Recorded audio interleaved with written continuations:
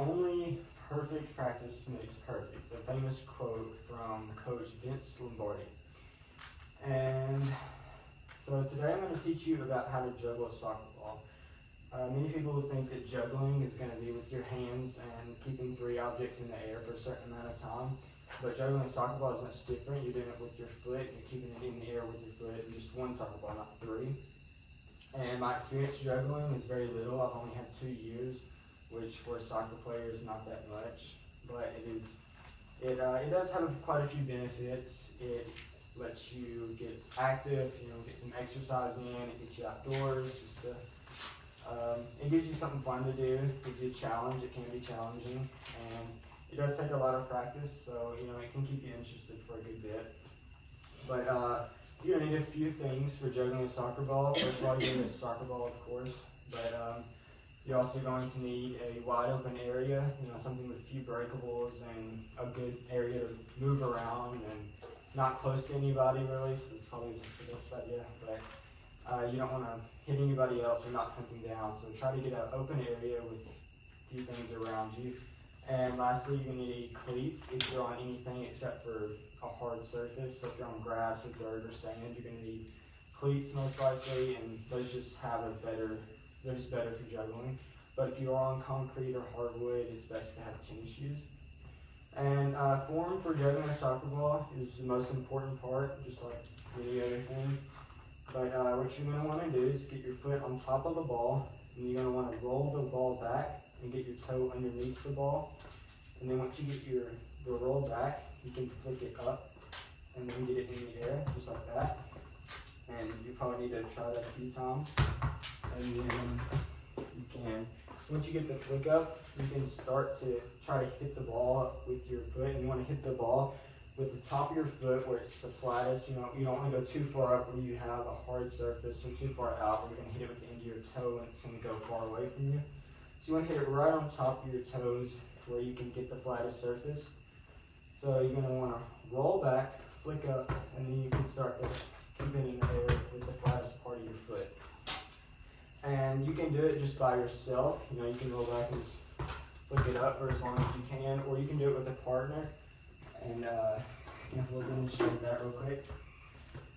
But you can try to do it with a partner. It's a really fun game.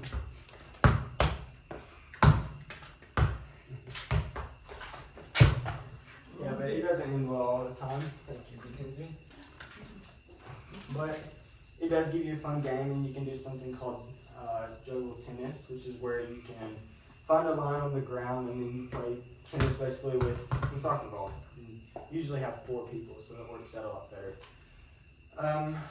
But also, juggling a soccer ball can help soccer players or just anybody in general, just with foot-eye coordination, but it's really beneficial more for soccer players, because then you get a good feel where the ball is without actually having to look down at it all the time, and it just gives you a better feel for the ball and gives you more confidence on the ball whenever you're in a game. And also it can, like I said, help you get outside and stay active. And you're going to want to, whenever you are juggling, another part of the form part is you're going to want to stay calm. If you try to take it too fast, you're going to end up messing up your form and starting to practice the wrong way, and it may mess you up in the future, or you may just take longer to improve whenever you take it too fast, instead of having patience and just slowing down and just taking it perfectly and slowly.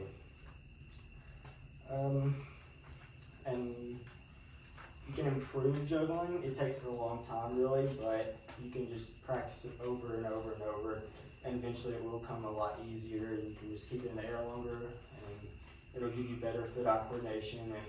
And obviously it doesn't have to be something that'll benefit you in a game. It can just be something just to keep you outside, or just to get you outdoors, stay active, stress relief, and just it has many benefits.